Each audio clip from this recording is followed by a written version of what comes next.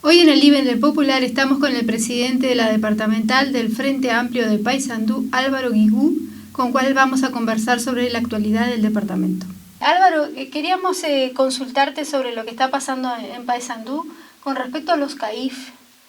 la ONG y las intendencias.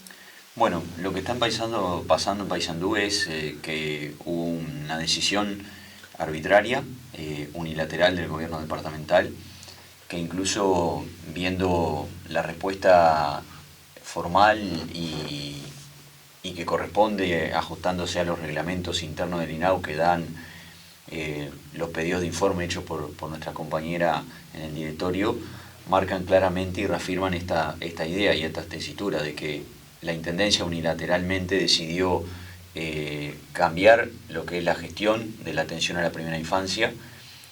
generando mucha incertidumbre, por sobre todo, incertidumbre por la forma en la que llevó adelante el cambio, la incertidumbre que generó en más de casi 200 puestos de trabajo, la incertidumbre que generó en 1.500 familias a la cual va la política de primera infancia en la que gestionaba directamente la Intendencia Paysandú, un modelo que se instaló en plena asunción del nuevo gobierno del Frente Amplio, gobierno nacional por allá por 2005 y gobierno departamental conducido por el compañero Nino Pintos, que puso a la Intendencia en un rol de atender la emergencia social que vivíamos en ese entonces en una tarea fundamental que era atender la primera infancia y colaborar con las políticas sociales del gobierno nacional. Eso continuó después con un gobierno del Partido Nacional de por medio, continuó en el segundo gobierno del Frente Amplio y ahora hay un cambio. La excusa del cambio es mejorar la eficacia económica y detrás de eso puede haber algo que suena muy bien, de que parece que ahora va a haber austeridad en el manejo de los recursos públicos,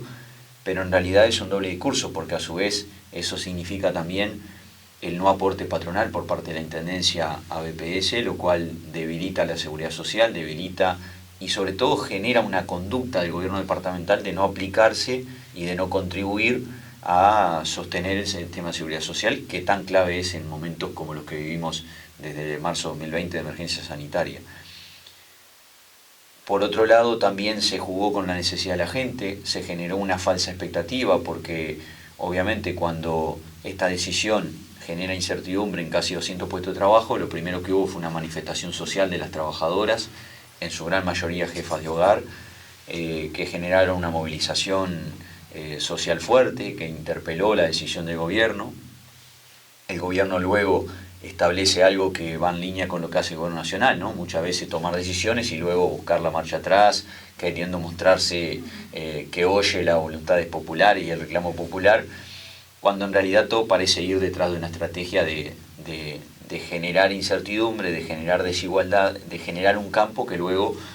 hace que las desigualdades se tomen como naturales y como parte de la vida cotidiana, cuando en realidad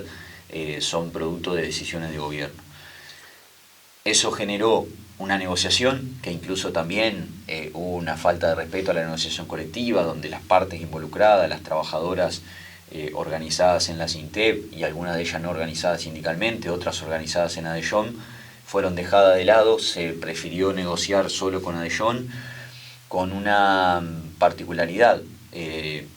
no siendo transparentes en el contenido de la negociación, en cómo fue la discusión entre gobierno y representación de los trabajadores municipales. Eso luego genera un acuerdo de que se daba garantías de que el 85% del personal, siempre y cuando se presentara el llamado, iban a ingresar, sobre todo aquellos que tenían mayor evaluación, y que el resto iba a tomarse en cuenta que si había mayores méritos en gente que se presentaba por primera vez al llamado, se le iba a dar prioridad respecto a un 15% que se entendía tenía baja evaluación. Eso generó una expectativa de trabajo de 1.700 y pico de sanduceros y sanduceras para en realidad 25 puestos de trabajo. Eso sumado a que, por ejemplo, en el sector privado por estos días hubo un llamado de una empresa para 3 puestos de trabajo y se presentan 3.800 solicitudes, genera, primero, el dato de la realidad, que en realidad el propio intendente hoy, siendo diputado en el último periodo, reclamó mucho la declaratoria de emergencia laboral, O sea que da la sensación que hasta que asumió como intendente, el reclamo era: hay emergencia laboral, hay que defender el empleo, esa fue su consigna de campaña, y luego que asume como principal responsable de las políticas públicas en el departamento, su decisión es generar o defender la eficacia económica a costa incluso de pérdida de puestos de trabajo. Una situación bastante compleja se vive entonces en Paysandú. Muy compleja, y donde como Frente Amplio nosotros hemos sido bien claros de que más allá de que podemos tener muchos elementos para dinamitar todos los puentes y solamente estar en un bombardeo permanente como oposición, hemos definido confrontar y marcar claramente nuestras diferencias, pero también aportar a construir, ¿no? Y precisamente cuando estamos celebrando o comenzando a celebrar los 50 años, dejar bien claro que el Frente Amplio es una fuerza política constructora, y estuvimos con un mes de trabajo fuerte en el análisis de la situación actual del departamento y obviamente su inserción en lo nacional,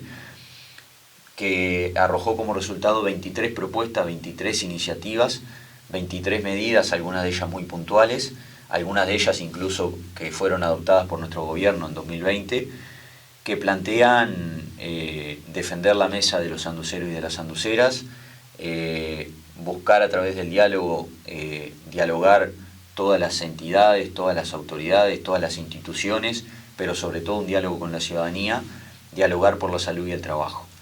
En ese sentido, tiene una primera medida, un primer planteo al gobierno departamental de convocar a un diálogo social por el empleo en Paysandú, que en realidad no es algo que lo hacemos ahora con oportunismo, sino que lo hicimos incluso cuando todavía éramos gobierno. Desde la fuerza política solicitamos el diálogo social por el empleo en el departamento, porque entendemos que Paysandú viene sufriendo mucho la pérdida de innumerables puestos de trabajo. Todavía no terminaba de sentir el sacudón de haber perdido Pailana y luego no prosperar Cotrapay, que también comienza a perder Pili. Hoy no está claro si va a haber o no algún inversor que reflote la fábrica láctea local. Hay fábricas emblemáticas que ya no trabajan de la misma forma. Y también ahí hay un paradigma a resolver como Paysandú, que para nosotros se resuelve con un diálogo social y político de toda la sociedad representada a través de sus organizaciones, con un diálogo con la ciudadanía directa donde generemos participación democrática y que realmente encontremos, más allá de las diferencias político-partidarias, más allá de las diferencias ideológicas y conceptuales de la política con quien hoy tiene la responsabilidad de gobernar, encontremos un camino que respalde social y políticamente una perspectiva del desarrollo del departamento, que para nosotros es vital, es central. Y ahí hubo en el último periodo de gobierno un pensar el Paysandú que queremos hacia adelante, que generó algunas herramientas, pero que hoy necesita una segunda etapa de discutir cuáles son los caminos a tomar y que las puertas para llamar inversiones o para generar una economía circular mucho más garante y dinamizadora de la economía local, que cuando se toman decisiones como suspender, por ejemplo, este gobierno, al igual que el gobierno nuestro en el último año, decidió suspender la realización de la Semana de la Cerveza, del Carnaval, no pueden quedar en que solamente se suspenden fiestas populares y no va a haber una semana de diversión o no va a haber una semana de turismo. Son semanas que golpean fuertemente en la dinámica de la economía local, o sea, familias que esperan ese momento para hacer la zafra, como solemos decir, para subsistir después el resto del año, y hoy no van a tener esa fuente de ingreso. Ahí hay una herramienta de financiación que fue un fideicomiso aprobado el 31 de agosto con la gran mayoría de los votos de la Junta, que para nosotros requiere una segunda etapa de construcción de política pública, que es todas las decisiones que se tomen para ejecutar iniciativas, obras y demás, primero tengan un fuerte componente de que si se generan obras haya un porcentaje de defensa de la mano de obra local. Ahí tenemos experiencia, en su momento hubo emprendimientos en el parque industrial donde se generaron políticas muy focalizadas a los sectores de la sociedad que más les cuesta acceder al mercado laboral, mujeres jefas de hogar, jóvenes en su primera experiencia laboral, veteranos que están en la última etapa de la vida laboral y les cuesta acceder a un trabajo para completar los años para la causal jubilatoria. Iniciativas como por ejemplo los jornales solidarios, iniciativas como una red de economía circular que fomente las cooperativas sociales, la cooperativa de trabajo y emprendimientos colectivos. Y bueno, esperemos que realmente haya una madurez política de recoger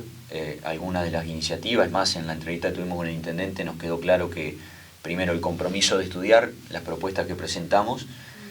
y después que en el análisis había coincidencias. El tema es si se está dispuesto a romper barreras ideológicas y conceptuales de aceptar que la fuerza política de izquierda hoy en la oposición puede aportar a decisiones que favorezcan a las grandes mayorías, y si el gobierno está dispuesto a que el Estado siga siendo presente, algo que claramente el gobierno nacional ha marcado como una diferencia con los gobiernos del Frente Amplio, que es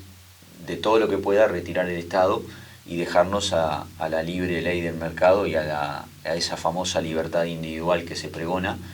cuando en realidad la situación que hoy tenemos sanitaria y socioeconómica nos llama a una responsabilidad colectiva,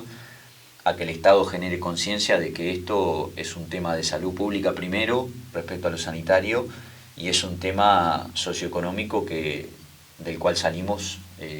con acuerdos mucho más amplios que los que podamos encontrar en nuestras internas, ¿no? Claro, y a eso quería agregar la siguiente pregunta. ¿Cómo ha manejado la pandemia en la Intendencia de Paysandú? Bueno, al principio, digamos, durante nuestro gobierno no logramos salir del todo de ese manejo nacional donde había una superintendencia del Ministerio de Salud Pública, que en los departamentos era a través de la Dirección Departamental de Salud, desvirtuando un poco el rol del Sistema Nacional de Emergencia y de los comités departamentales de emergencia como verdaderos conductores de una emergencia, ya sea sanitaria, climática o las distintas emergencias que ha vivido el país. En eso creemos que también hay una gran diferencia con lo que fue la política de manejo de las emergencias en los gobiernos del Frente Amplio, donde claramente había un vocero único, donde había una institucionalidad que trabajaba en la conducción de la misma, y acá seguramente con buscar profundizar un rendimiento político electoral, que es el envión de la campaña, el envión de asumir el gobierno y generar una opinión pública que respalde las decisiones, se buscó el protagonismo a nivel nacional de la Presidencia de la República y en los temas de salud del Ministerio de Salud, y después según los temas en distintas áreas de la Secretaría de Estado, y a nivel departamental la Intendencia un poco haciendo por su lado la atención en nuestro gobierno de la emergencia de alimentación que tenía la población, el no claro manejo de los temas sanitarios, que en 2021 se profundizó. Por ejemplo, en Paysandú vivimos un caso muy ejemplarizante de esto. El 6 de enero fallece una persona que todos sabíamos que había fallecido porque dentro de otras patologías había contraído el COVID-19, y se explica en ese momento que no tenía nada que ver con el COVID-19, y 20 días después se asume que ya existía un fallecido por COVID en Paysandú. Todo eso genera descredibilidad, genera desconfianza, genera falta de ascendencia cuando se pide medidas de restricción de la movilidad, y lleva a que la gente vaya aflojando su comportamiento ante un tema que también para nosotros el encare de la salud pública es central para que la gente tome conciencia. No es un tema que deba afrontarlo el Ministerio de Defensa o el Ministerio del Interior, porque acá no es una guerra con un enemigo puntual físico, sino que es una batalla a librar con un resultado que se logra si se toma conciencia que nos tenemos que cuidar entre todos, realmente, y aprender a convivir con el virus que hoy nos amenaza. Entonces creemos que ahí, si bien en Paysandú por lo menos en estos últimos meses empieza a corregirse, pero todavía sigue faltando un plan de comunicación efectivo, integral, que además de manejar y de administrar, hay un compañero que lo dice bien claro, tenemos que salir de un ministerio que administra la enfermedad para pasar y para volver a un Ministerio de Salud Pública, que vea el tema de forma integral y que no descuide que en el Uruguay mueren miles de uruguayos por otras patologías mucho más grave que la cantidad de muertes que tenemos por esta situación, ¿no? Totalmente. Muchas gracias, Álvaro, por estar en el Living del Popular, y bueno, nos estaremos comunicando. Muchas gracias. Los invitamos a visitar nuestro portal web www.elpopular.ui, porque nadie te lo cuenta como nosotros.